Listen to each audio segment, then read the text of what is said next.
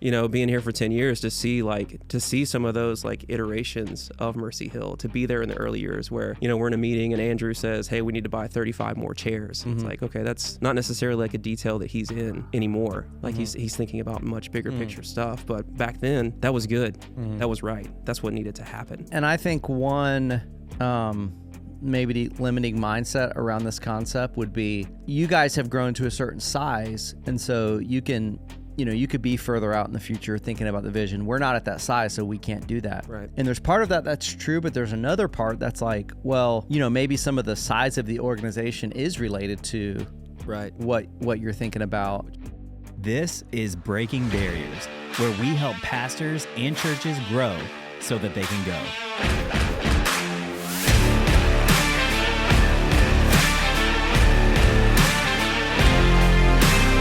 Hey everybody, welcome to the Breaking Barriers podcast. I'm Pastor Bobby and I'm here with Pastor Randy Titus today. And the concept that I really want to draw out today is this idea that as we grow as leaders and as your church grows, that we have to learn how to work across different time horizons.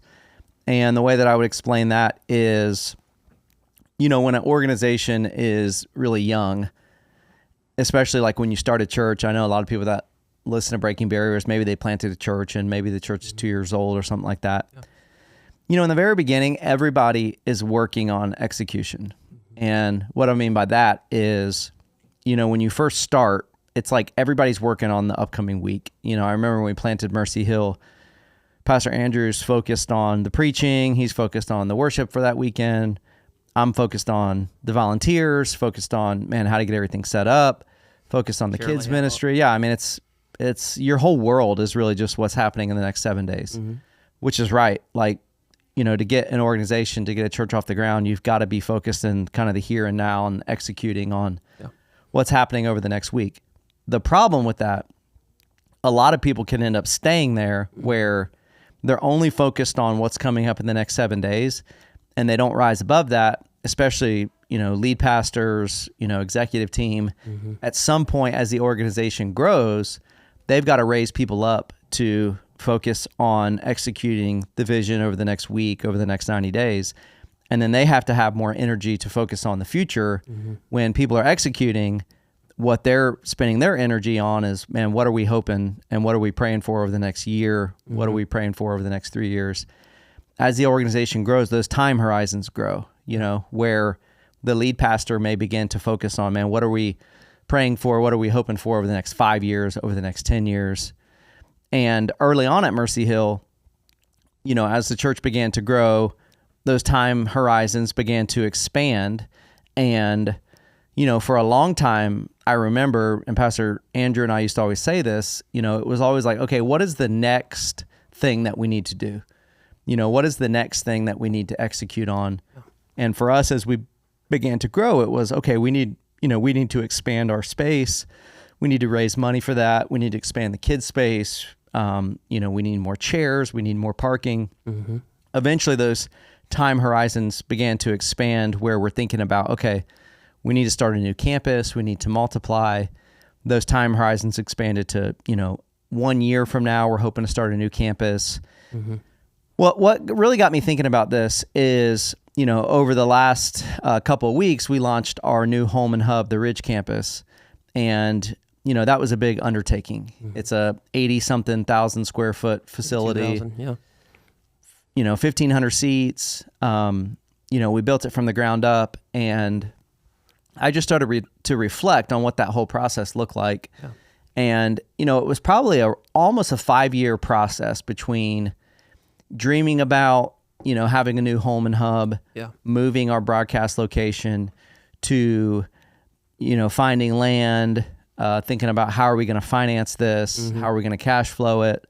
Okay, we need to, raise money for this. Yeah. Now we need to find a contractor. We need to, lay out the plans, figure out the costs, secure the financing, and then obviously construction starts. And so just kind of reflecting on that whole process, I realized, because a lot of people would come up to me over the last couple of weeks and they would just say like, man, I bet you're so happy to be in this facility. And I obviously was, but part of them saying that was the assumption that like I was on the ground executing, all the final details.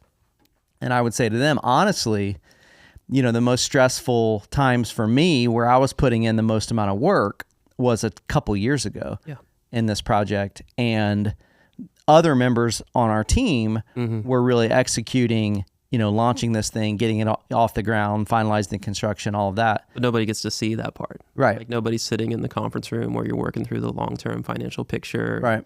Thinking about how much cash we need to save and all that. So it just reminded me of this concept of, there's times in your organization, if you're kind of the main leaders, where you have to rise above and begin thinking about the future. And it's not like a building like that, 82,000 square feet. Like you don't do something like that in 6 months or a year. Right. It's literally a 5-year time horizon. Yeah. And no matter how much you want it, no matter how crystallized the vision is, if you're not spending significant time working on that stuff, then you're never going to be able to do it on that 5-year time horizon. Yeah. Because it just requires a lot of strategic thinking and planning and all of that. So the concept is, as leaders, how do we work across these different time horizons? So I would just love your thoughts kind of generally, and then maybe we can walk through, the kind of 4 time horizons in my mind. Yeah. Yeah. As you were talking, I was kind of thinking about the book that E-Myth Revisited. Just the idea that like in those early years, everybody's a technician, right? Like everybody's got their thing to do. Like for Andrew, it was the preaching. For you, it was the setup and the teams and all that. For John, it was leading worship. Like everybody's got their thing and that's what they're doing. But nobody was really in that like, I'm thinking about 3 years down the road, 5 years down the road, 10 years down the road. Nobody was in that visionary seat. For those of you who are familiar with that book or aren't familiar with the book, there's really 3 roles you need in every, sort of successful organization. You need a technician, you need a manager, and you need a visionary. And they're all thinking about very different things. And that, I don't know, that just kind of popped into my mind, just kind of hearing you recount some of that. And from my seat, it's been pretty cool, being here for 10 years to see some of those like iterations of Mercy Hill, to be there in the early years where, we're in a meeting and Andrew says, hey, we need to buy 35 more chairs. It's like, okay, that's not necessarily like a detail that he's in anymore. Like he's thinking about much bigger picture stuff. But back then, that was good. That was right. That's what needed to happen. But to see you grow, to see him grow, to see kind of all of us on the executive team grow, in that leadership and working on the business, not just in the business, has been kind of cool to be a part of. Yeah. And I think one maybe limiting mindset around this concept would be, well, you guys have grown to a certain size. And so you can, you could be further out in the future thinking about the vision. We're not at that size, so we can't do that. Right.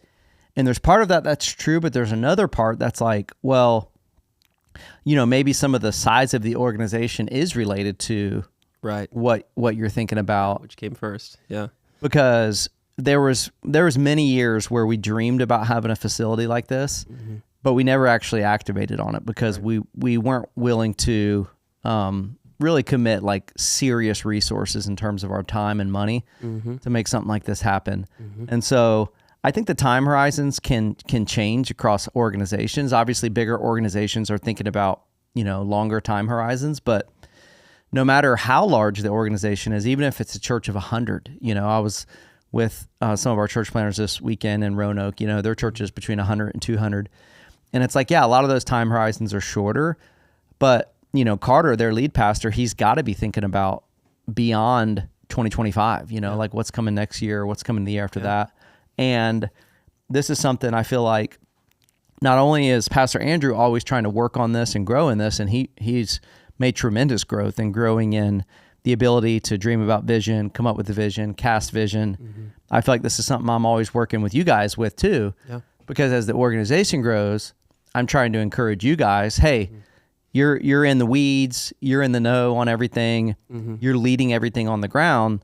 Hey, it may be time to raise somebody else up to do that so that you can kind of get above that. You and I have had lots of discussions around that. Yeah, for sure. I mean, even recently, it's so easy as the organization grows to get kind of bogged down in the weeds in the day-to-day. And there are seasons where that's right, but that is a gift that you have, I believe, to be able to look at our team and say, hey, this thing right here, this is what you need to be focusing on. Not that this over here isn't important, but other people can do that. Right. Like, what can only you do? Like, what's the thing that you can do and do well? And really encouraging us in that direction. I mean, even recently, as of year-end review, you and I were just talking about that. Yeah.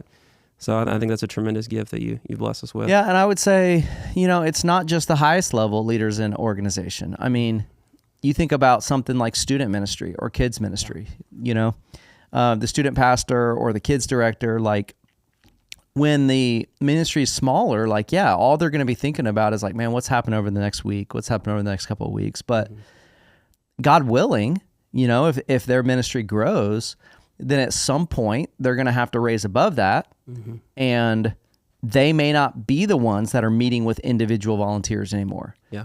Because they need to be thinking about like, okay, where are we praying that our ministry is going to, go over the next 6 months? And they got to figure out, okay, I have to train somebody, empower somebody else to meet with the volunteers, to raise up the volunteers so I can focus on this other stuff. Yeah. And if the church is growing, your those time horizons are always expanding and you're always trying to level up and empower people underneath you. Yeah. Yeah. I feel like for me, man, I feel like I can really thrive in kind of that short term, like the 90-day sort of world. And even the day-to-day when the occasion calls for it, I've had to put like tools and like systems around myself to kind of help with the other, the more long-term sort of thinking.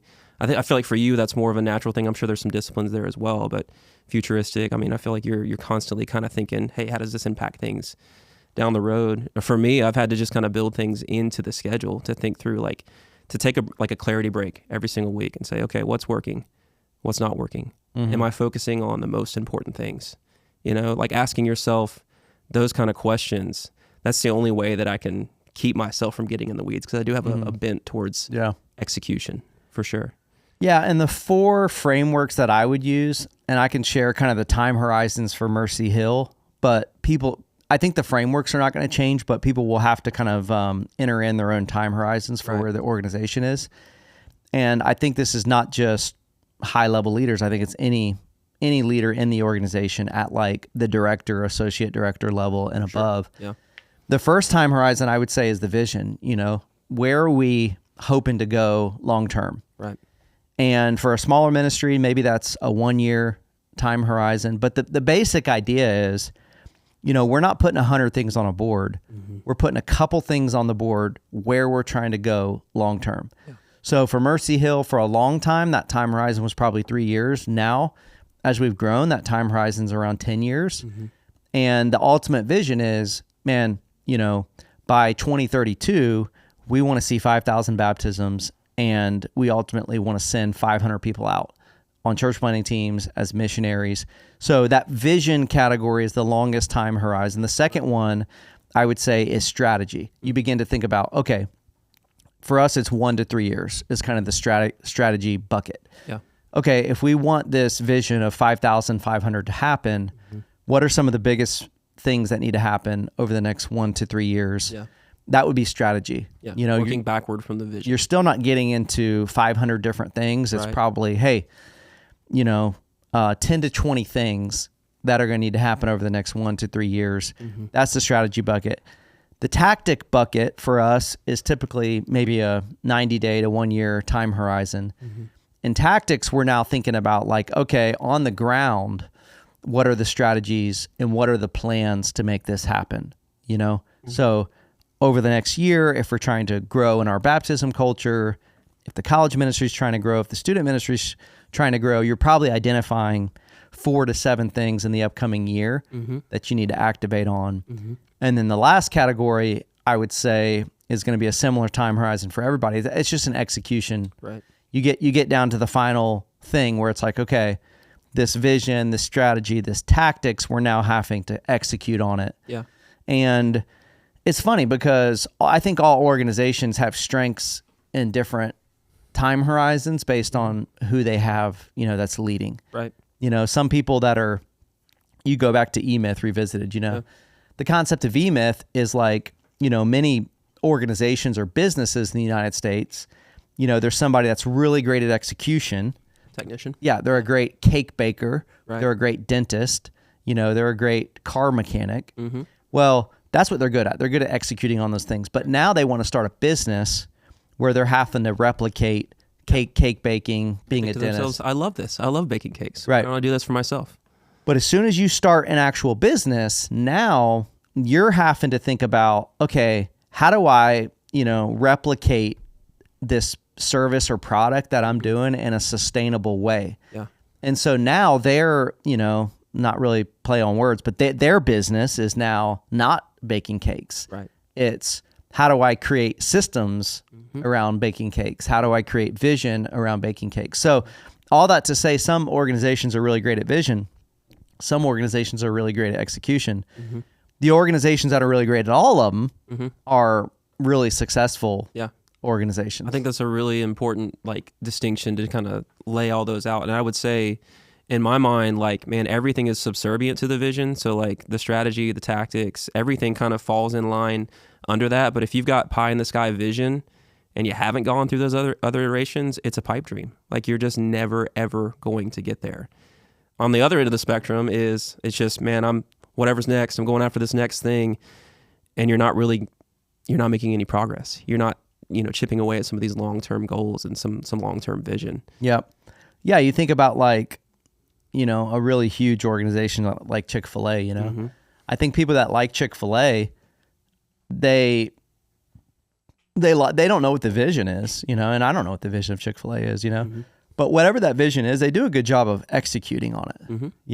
I don't know if it's customer service or quality food or whatever, but if you're going to go there, that they have created a process and they've hired people where they're able to execute on that vision day in, day out. So it's not just the vision. I mean, in many ways, the execution is the most important part, but you can't fall into the trap to say, okay, if execution is the most important part, then that's all I should ever focus on. Yeah. There's something powerful about execution focused at a larger vision, not just execution for execution's sake, or just in this endless cycle of, hey, we do worship services, and if we remember, we'll throw baptisms on the schedule and we'll do communion on, you know what I mean? It's very easy as a pastor to kind of fall into that trap. Let me think through my sermon series, here's the next one that's coming up.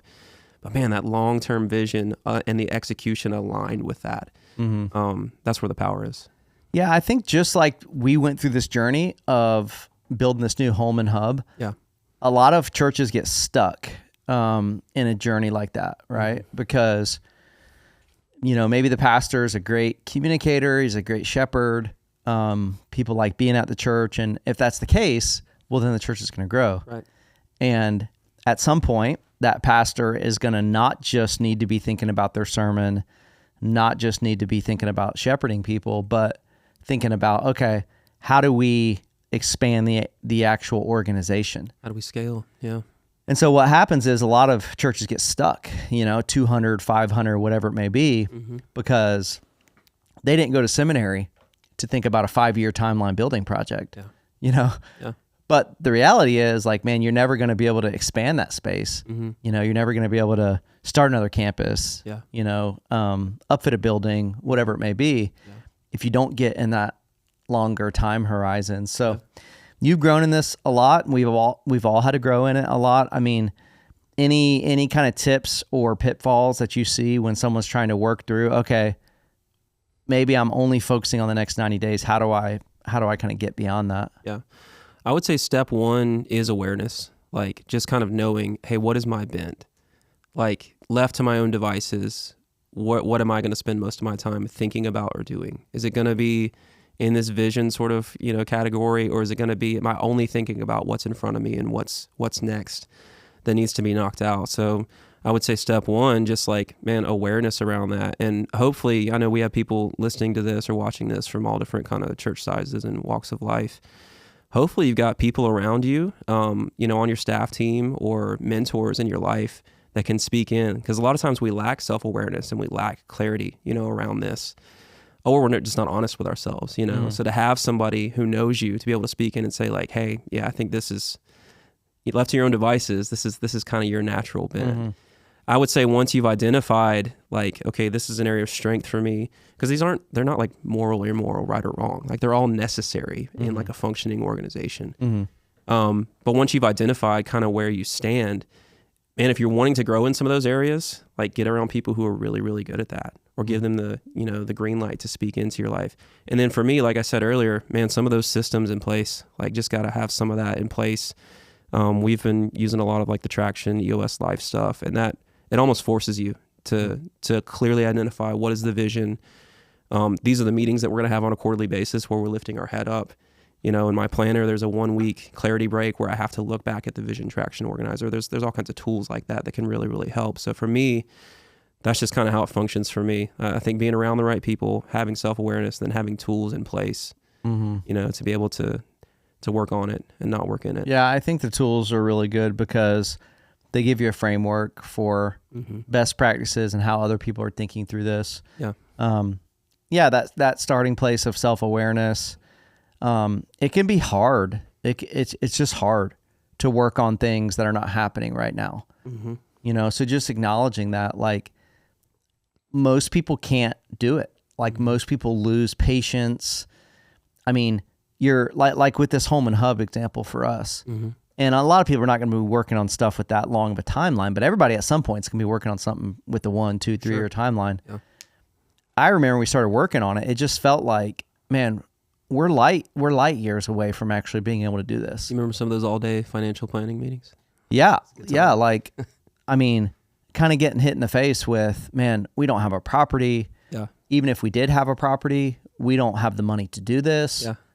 Looking at our finances, like just over time and seeing like, hey, we're really good at saving up money and then spending it on the next thing that's right in front of us, and then saving up again and then spending on the next thing. But we're not really good at putting away cash, having consistency in what we're saving, setting ourselves up for the big play. Yeah. I mean, when you're thinking about something in the future and you don't know the future and you don't know what's going to happen, you don't know what the headwinds or the tailwinds are going to be for the church, like it can feel kind of nebulous too. I remember in the midst of this project for us, I mean, we kind of started dreaming about this project pre-COVID. Yeah. And, we went into the financing phase of this project right in the middle of COVID. And in the meantime, so it's like the church is getting smaller. The real estate market and interest rates are crazy. All over the place. They're going way down. And then by the time we start working on it, the stuff's going way up. The building costs in the middle of the planning phase went up by about $7 million. And it can make you just want to quit. It can, because it's, man, you're trying to work towards a future that you really don't know. And a lot of people kind of get into that kind of planning and then they just turn around and they just go back to what they know. Yeah. Because there's just too much unknown. Yeah. It's hard, man. But if you do that, you're never actually going to get ahead. Yeah. Yeah. So it was a challenge, and we had to really support one another. Like, hey, we got to keep plugging away. And honestly, it's been, I don't know, now that we're kind of at the finish line, I mean, there's still stuff to do over there, but like, it's been a beautiful thing to like you've done, kind of reflect on, man, there was almost no input from anybody on our staff except for the executive team, primarily you and Andrew, and our finance team like 5 years ago. That's kind of where the work was happening. But now that we've got to these final stages, I mean, just seeing my team, like, okay, you're handing it over to us to start executing on things. Let's go. Like, let's get it done. That's good. That's right. So to see like the organization as a whole, like everybody kind of playing their part, it's beautiful, man. Super encouraging. Yeah. So I've done it a little bit, but to kind of track down that timeline. Yeah. So at the very beginning, I mean, it was almost exclusively Andrew and I, and really Andrew dreaming first, where do we want this place to be? Yeah. And that's no small thing. We had campuses in different areas. Like, where do we want to put this home and hub? Right. Spending a lot of time thinking about that. No one else even knows it's going on. Right. No one else on our staff even has awareness that we're starting to dream about this because it's so far away. Yeah. Well, after that, we're having to figure out, and this mainly fell on me, like, okay, how do we make this work from a financial perspective? You guys started to get pulled in a little bit. You got pulled in a little bit. There's still the rest of our staff, most of our directors, not involved at all. Yeah. Once we began to execute on a financial initiative, now we're starting to involve a bunch of our staff. That's still being driven by me. Right. Once we move beyond that, we start thinking about like the actual space itself. Right. I would say that was still for the most part driven by me and Andrew, and then you started really coming into that. Right. Well, once we begin to identify the highest, like, okay, we want this many seats, here's how big the building's going to be, here's the property. Yeah. I would say the handoff kind of happened to you. Yeah. And now you're beginning to put more work into it than we're putting into it. Right. And at that point in time, we're starting to think about other things for the future. Yeah. To me, it's like, it goes back to what we were saying earlier. What I needed to do my job was I needed clear vision from you guys. Hey, this is the why. And these are some of the things that are like must. Like, man, we got to have 1,500 seats. We got to have enough parking. We got to have enough kid space to accompany that, or to account for that. After that, it's like, you guys were like, hey, what else do you need? You know, go after it. And that set off a, frankly, years-long process for me, you know, from pre-construction and programming to, you know, working with not just the architect, but the builders, to finalize prints, to bringing in other subcontractors and soft costs and all the million things that go into a building. But when we got to the end of the project, I stepped in on some of the execution just because that's what needed to be done in that season. And I happened to possess a unique skill set from, you know, some of my past experience. But the last few Sundays, I've literally just walked around at the campus. I haven't felt the need to be like in the weeds on anything that's happening. I mean, it's just, I'm just watching my teams do their jobs and do it really well. You know? Yeah. So once it got handed off to you, you know, let's say like the 3-year time horizon, you were focused pretty much exclusively on, okay, working with the builder, working with the architect to come up with these plans to then get the plans priced. I'm putting almost 98% of my energy into like, okay, how are we going to finance this from a banking side? And then the other side is how, and Andrew's obviously leading this, how are we going to cast this vision to the church? How are we going to raise money for this? How are we going to communicate this? You know, once we get to where construction's actually happening, you're beginning to do the same thing that I did with you, where our facilities director, Keith, you know, you're beginning to hand parts of the project to him that now he's doing more work in that area than you're doing. And he's beginning to own that stuff. And then, you know, you get within the 6-month time horizon, basically the journey we've gone over the last 6 months, you begin to hand not just to Keith, but now we're talking to Brant, to some of the other people on our leadership team.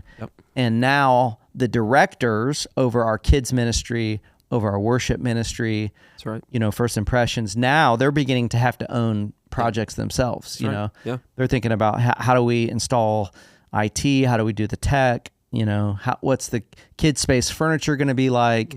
What's the check-in process going to be like? And you know, you get to a point where those people are doing more work on the specific things than you are. And if you get even closer on the time horizon, let's just say the last 3 to 6 months, Pastor Jason, the Ridge campus pastor, he's now trying to raise up a launch team of 900 people. And now he's working specifically with volunteers. You know, and they're building furniture. They're thinking about, you know, making coffee on that first Sunday. They're thinking about parking cars. They're thinking about signage. They're beginning to own all this different stuff. And at that point, I'm almost not even involved in that at all. And then by the time you finally launch, you know, it's the staff of that campus and the volunteers of that campus that are taking almost primary ownership over everything. And I think it's very easy to fall into some of that blue collar guilt, you know, towards the end of a project like that, where, there's 800 people out there and they're putting together furniture and they're doing their thing. And the thought can creep in your mind, like, I feel like I should be there. Like the optics of this, you know, I don't love that. But you kind of have to remind yourself in that same breath, like, no, I did work 3 years ago, 2 years ago, 5 years ago that no one ever saw. And we wouldn't be at this day right now if it wasn't for what I did then. And honestly, it was mine to do. Like nobody here right now could have done that. That was my thing to do. You know? Yeah. Thinking about like the last 6 months, you know, Jason in particular, the campus pastor there, and Brant, you know, they had a task of, their goal was, hey, I'm trying to raise up a launch team of 900 people. And at that same time, you know, you and I have been trying to finalize kind of the cash flow of all this. How are we going to finish paying the builder? Right. You know, we have a generosity initiative that's ending. Yeah. We have to fund the church's regular budget on top of all this construction stuff. So I'm working almost exclusively in that. Yeah. And there was a temptation at times, and I'm sure there was for Andrew too, like, man, you know, this launch team's at 500 people. It's not at 900 yet. Like, maybe we need to step in there. Yeah. But it's like, any energy that I would have taken away from the cash flow side of things, no one else was going to come in behind me and do that. Yeah. That was like mine to focus on. That's right. Just like it was Jason and Brant's to focus on raising up that launch team. Yeah. And that's just the importance of, you know, finding people that you can trust. They're not perfect, but finding people that you can trust where it's like, hey, they're taking ownership over this. Yeah. And I got this thing over here that I'm taking ownership, you know? So you have people that are simultaneously working on all these different parts of the project. Yeah. And I just think that's a good picture of it always needs to look like that in an organization. Yeah. I mean, go down to any ministry. You think about John Azzarello, who leads our worship ministry. Right. It's so easy to be focused on, man, what's happening over the next 7 days? Right. Is the schedule up to date? Do we have enough volunteers? Do we have the worship songs picked out? Yada, yada, yada. Yeah. Well, he's got to get above that. Right. You know, and he's got to find people that he can trust to be focusing on that stuff. Because what he needs to be thinking about is, okay, what are those things going to be for Easter? Yeah. You know, what's that sermon series? What's the songs? Yeah. What's the flow of the service? And what I'm thinking about is, man, in our 3-year vision is Worship Academy. So how are we preparing for that? You know what I mean? Like, it's kind of all those different, like, the vision was clear from Andrew. It's my job to kind of be in the strategy and in the tactics to make sure the vision's clear to my team. And it's John's job. He doesn't have to be in the weeds of everything, but he does have to be thinking ahead to things like Easter. So yeah, that's a great picture. Yeah, I would say kind of final thought would be, it doesn't mean like you don't abdicate your leadership. Right. You know, like for me or Andrew or you or Brant or Jason, like just because it's not your thing to own because it's been handed to somebody else. Yeah. Because some people, and really some people on the other side of this, you know, that are owning it, if you ever want to speak in, they're like, well, no, you can't speak in. This is like my thing, you know. Right. But people can also just kind of totally like abdicate their leadership where it's like once they've handed stuff off, they're not coming back around to say, how you doing? Can I help? Do you need more resources? You know, do you need me to speak in? Yeah. And I think about like with this campus, even though what Andrew and I are focusing on now is not this campus, it's other stuff in the next 1 to 3 years.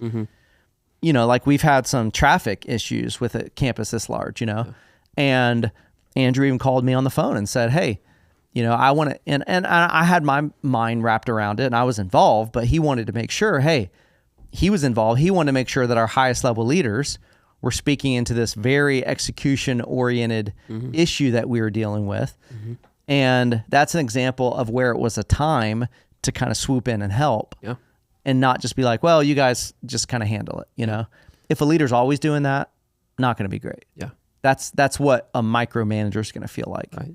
But it doesn't mean you never do it. Yeah, I think that's one of the signs of a healthy team. For Andrew, the fact that he made that call to you first and said, hey, I feel like we kind of need to speak in here, that this is that important.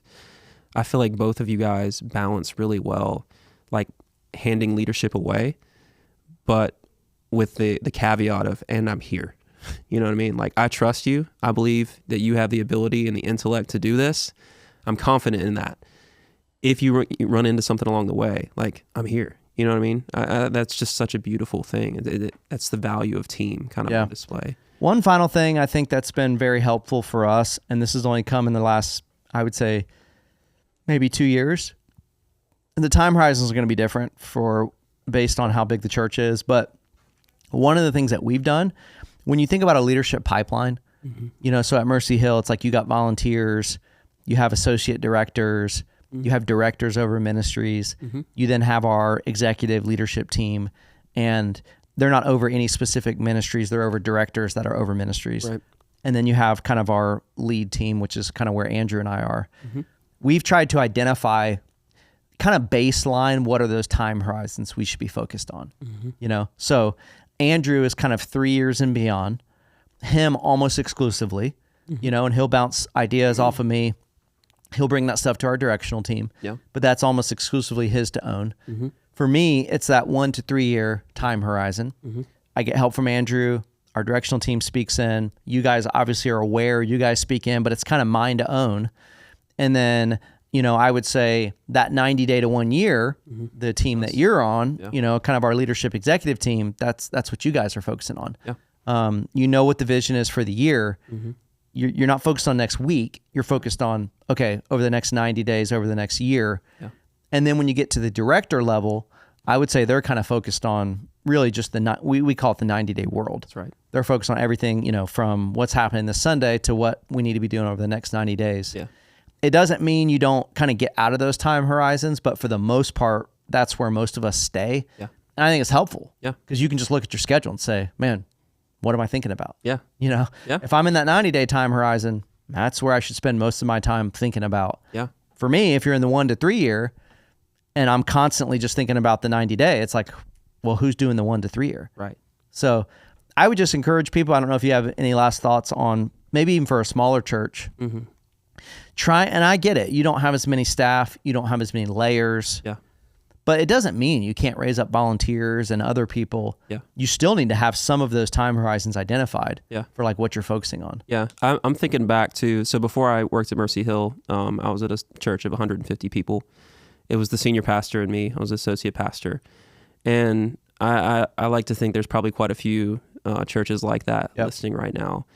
I think if I were sitting on the the other side of whatever you're listening to here, listen to this podcast, and I was in that situation, probably the first thing I would do is just sit down with, whether I'm the lead pastor, sit down with the associate, or the associate sit down with the lead and say like, okay, what is, all right, what's our natural bent here? Like, hey, what do you think about the way that I think about these things? Mm-hmm. Like, what would you kind of pinpoint me as far as these time horizons and the way that I think, and just have an honest conversation around that. And I think the outcome of that would probably need to be something like, okay, well, maybe we're both too focused on the short term. Mm-hmm. Which one of us is going to start working on the business instead of in the business? Mm-hmm. And then what systems do we need to put in place to make sure that is happening? Whether it needs to be, some sort of planner, whether it's, hey, we're just going to put this meeting on the calendar where we're going to lift our heads up and we're going to talk about something beyond like the next 90 days, in this meeting. I think that's really practical for a church of that size. And then just start reading some of these really good books around this stuff. What's the vision frame book that we use here? Is that Mancini's? Yeah, there's 2 books by Will Mancini. Yeah. One's called God Dreams. Church Unique, I think, is the other one. I feel like that's where a lot of this kind of started for us, Mm-hmm. like kind of getting our heads up and looking down the road a little bit. But Yeah. Getting some good resourcing around you. I mean, keep listening to this podcast too. I mean, we talk about this stuff all the time. So that's what I would say. Yeah, and I would just say very last word, like if you're a lead pastor and you feel like you're kind of drowning in this, because church is unique. Church is different than another organization because the lead pastor is essential to the product that's happening every week. So unlike a normal CEO that doesn't have like speaking duties, the lead pastor, 50% of their time needs to be focused on teaching, preaching, and vision casting. Yeah. So they may feel like, man, I just feel like I don't have the energy to rise above, to be thinking about some of the stuff in the future. And so, a lot of times the discussions we're having with our church plants and that we have through the cohort and stuff is really helping these lead pastors with like, hey, you need a number 2 person that can come alongside of you here. Yeah. And the EOS book, Rocket Fuel, talks about this, the relationship between, in their terms, a visionary, which would be the lead pastor, and integrator, which would be kind of the executive pastor. Yeah. I was just talking to a guy last week. Church of over 500, but he doesn't have that second person. And you that team leadership is how this stuff happens. Yeah. So, well, that was a good discussion, man. I appreciate it. Awesome. Hey, I would encourage you guys, if you're not part of our private Facebook group, you would go check that out. We're always talking about stuff like this, and sometimes in the podcast, it can feel somewhat theoretical. We try to share tools and maybe more practical stuff, how somebody could kind of activate on this. So I would encourage you guys to go check that out. Thanks.